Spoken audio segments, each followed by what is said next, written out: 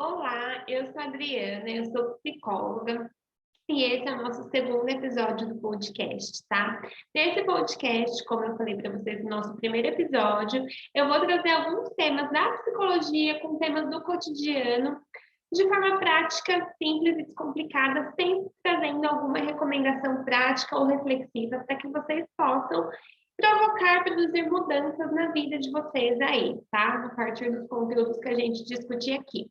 E o tema de hoje é comunicação, tá? A gente vai conversar um pouquinho sobre comunicação assertiva, para vocês que às vezes se identificam com, eu vou falar aqui sobre 4 tipos de comunicação que a gente costuma falar, tá? Com estratégias para a gente melhorar. A forma como a gente se comunica, a forma como a gente se relaciona com as outras pessoas, ela é importantíssima para medir a qualidade dos nossos relacionamentos, né? Eu tenho certeza que muitos de vocês vão se identificar com algumas dessas posturas que eu vou falar aqui, né? Tem as pessoas que são mais agressivas, mais passivas. Existe um tipo de comportamento que a gente chama de passivo-agressivo, que eu vou explicar um pouquinho mais para vocês, e existe a comunicação assertiva, que deve ser sempre o nosso alvo, né, o nosso objetivo. São pessoas que conseguem colocar, estabelecer os próprios limites com respeito a si mesmo e com respeito ao outro. E tem técnica, tem estratégia para a gente melhorar essa comunicação, tá bom? Então, provavelmente, quando a gente fala em comunicação, né, muitos dos incômodos que aparecem ou daquela pessoa que tem mais receio, né, de se colocar, uma pessoa que tem vergonha de fazer perguntas, de colocar a sua opinião, uma pessoa que tende a ser mais passiva, né, que tem dificuldade de se colocar e até de dizer que não concorda com algumas situações, né, são pessoas mais passivas, é uma pessoa mais passiva, que acaba aceitando situações, ainda que aquela situação te desagrade, porque não consegue realmente se colocar, dizer o que pensa, dizer que não concorda.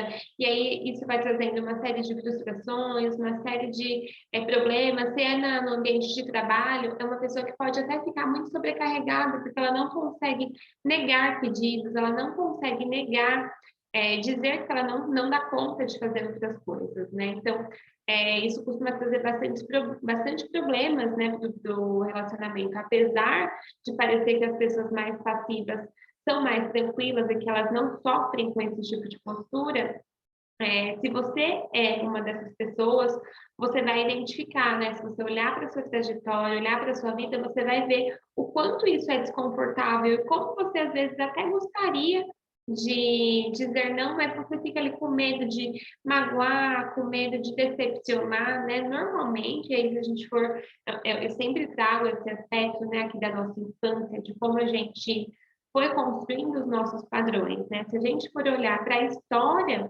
dessas pessoas com comportamento mais passivo, normalmente a gente pode encontrar crianças que foram criadas em um ambiente muito punitivo, né? Então, que elas sempre eram criticadas, né? Ou crianças que elas não tinham todo o reconhecimento que elas gostariam, né? Então, elas aprendem a ficar sob controle mesmo, né?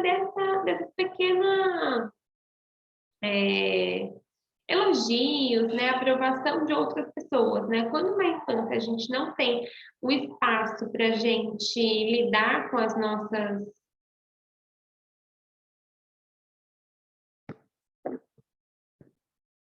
Então, eu sempre vou trazer esse aspecto da infância, né? Então, é, se a gente for olhar para a história dessas pessoas com comportamento mais passivo, a gente vai perceber, é muito comum a gente perceber que essas crianças provavelmente foram criadas em ambientes muito punitivos, né? Então, quando elas arriscavam fazer alguma coisa, elas eram muito criticadas, né? E aí elas acabam inibindo esses comportamentos, né? Porque elas querem ser aceitas, elas querem ser aprovadas. Nenhuma criança gosta de ficar recebendo críticas, elogios ou críticas e punições o tempo todo, né? Isso acaba provocando um enquadramento ali mesmo dessa pessoa, né? Então, a gente vai crescendo com esse padrão mais passivo, né? De uma pessoa que tem medo de falar, de dar sua opinião e ser criticado, tá bom? Então, E isso traz problemas na nossa vida adulta também, porque é isso, a gente acaba se sobrecarregando.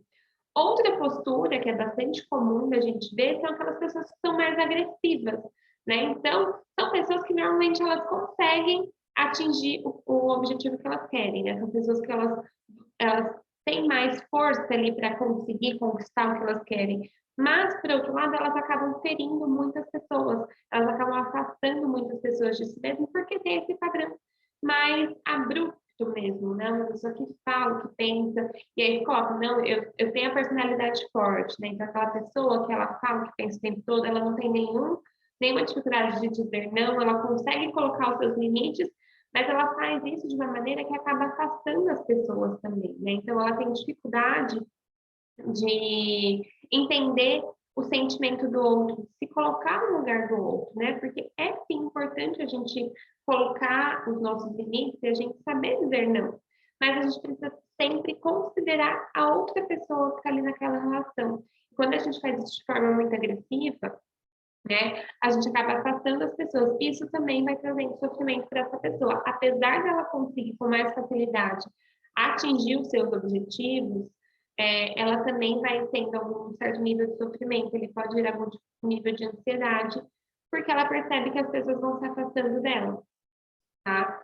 Um outro tipo de comunicação, né, de postura que a gente costuma ver são aquelas pessoas passivo-agressivas. O que significa isso?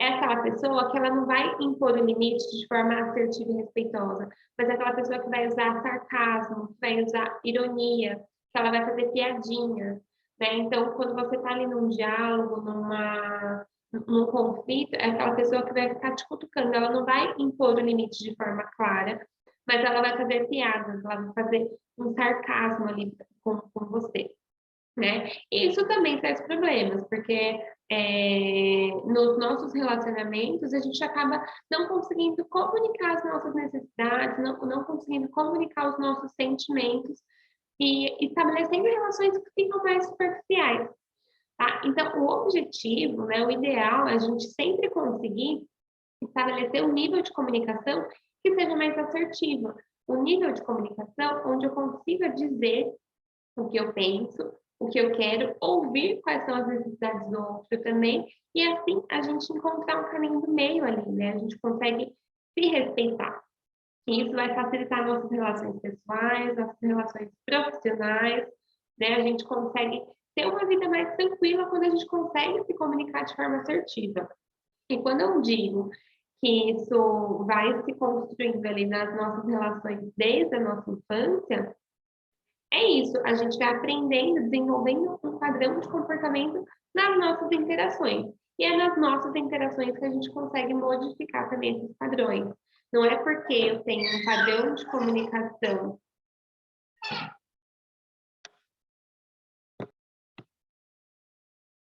E aí eu falei para vocês no nosso primeiro episódio da importância da gente olhar para a nossa história, olhar para as nossas primeiras interações, né, para a gente entender um pouquinho nossos padrões de comportamento.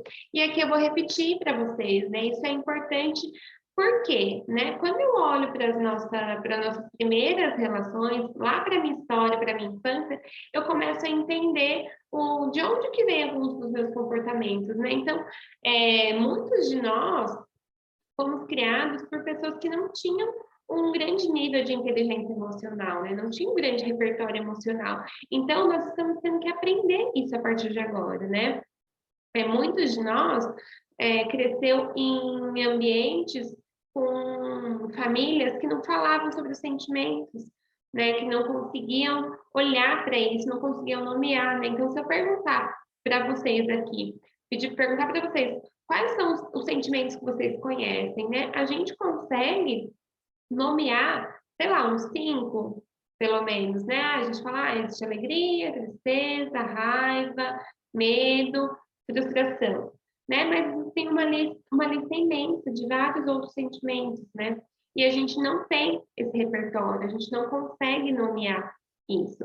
Quando a gente não consegue nomear esses sentimentos, muitas vezes a gente não consegue reconhecer na gente mesmo. Então, o primeiro passo, né, para a gente conseguir melhorar a nossa comunicação é a gente começar a se conectar com os nossos sentimentos, né? O que aquilo que o outro está dizendo desperta em termos de sentimentos em mim, né? O que eu estou sentindo com isso? E por que isso é importante? Porque quando eu entendo o que eu estou sentindo, eu entendo qual é a minha necessidade, e eu consigo comunicar isso de forma mais clara, né? Se eu for trazer um exemplo aqui para vocês, né? Quantas situações a gente acaba entrando em brigas, disputa com o marido, com o chefe, com colegas de trabalho, porque a gente está desconectado do nosso sentimento. Então, você está num dia ali que você está precisando ficar mais tranquilo, e aí qualquer coisa que aquela outra pessoa fala, você acaba levando para o lado pessoal, né? E aí você não entende de onde que vem aquela raiva. Mas quando, na verdade, o problema é que você não se conectou com a sua necessidade ali, com o seu desejo de estar mais tranquilo, de estar mais quieto, né? Então, quando você começa a reconhecer os seus sentimentos e as suas necessidades, a sua comunicação se torna muito mais clara e muito mais assertiva, tá? E aí eu vou trazer aqui um passo a passo que foi descrito pelo Marshall Rosenberg no livro que ele chama de Comunicação Não Violenta, que ele dá um caminho para facilitar essa nossa comunicação, tá? Então passa por 4 etapas. Então, o primeiro passo que ele fala é que quando você vai se comunicar com alguém, você vai dizer aquilo que você consegue observar, tá? Então, o que você consegue realmente ver, tá? Então, para trazer um exemplo, eu vou trazer um exemplo de um casal. Então, você vai, normalmente o que acontece? Você vai reclamar com o marido porque deixou as toalhas molhadas em cima da cama. Então, como a gente costuma fazer isso, né? A gente fala, ai, não aguento mais essa bagunça, todo dia a mesma coisa, você é muito desleixado, né? Só eu que preciso cuidar disso aqui. E aí, o que acontece? Quando a gente se comunica dessa forma, a gente está sendo agressivo, né? Porque a gente está atacando. Quando uma pessoa se sente atacada, a disponibilidade dela de ouvir é muito menor, né? Quanto mais de colaborar e fazer o que você vai pedir ali. Por quê? Nesse caso, o que você gostaria? Você gostaria que ele mantesse a ordem, que ele guardasse, que ele pendurasse a toalha no varal, que ele não deixasse mais as toalhas ali na cama. Mas você comunicou isso de uma forma agressiva, tá? Se a gente fosse seguir esse passo a passo da CNV, que ele fala de você comunicar o que você observa, qual o seu sentimento, qual a sua necessidade, e aí então você fazer um pedido, tá? Se a gente for seguir esse passo a passo, anotem aí isso, que vai ajudar vocês no dia a dia ali, em qualquer situação, vocês tentem se conectar com isso, né? Não necessariamente nessa ordem, não todas as vezes assim, mas quando você se conecta com isso, você consegue ser mais assertivo na sua fala e conseguir maior colaboração das pessoas com quem você está se comunicando, tá? Então, nesse exemplo, se você fosse comunicar o que você está observando, o que você falaria?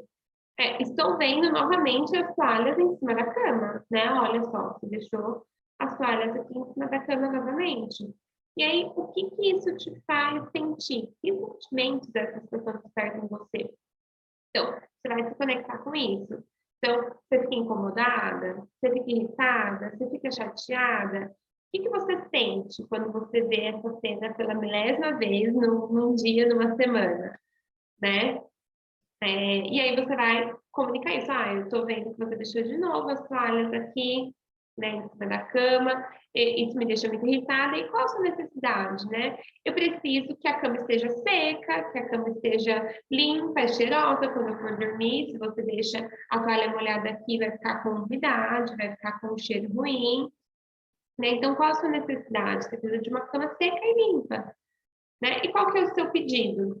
Eu gostaria que você, por gentileza, guardasse as toalhas quando você terminasse de tomar seu banho, você pendurasse no varal, você não deixasse em cima da cama. Esse é um pedido, né? Então, o pedido ele tem que ser claro, a pessoa precisa saber exatamente o que você espera dela, né? Porque é muito comum também da gente imaginar que a pessoa vai adivinhar o que a gente espera, né? O que a gente quer que a outra pessoa faça.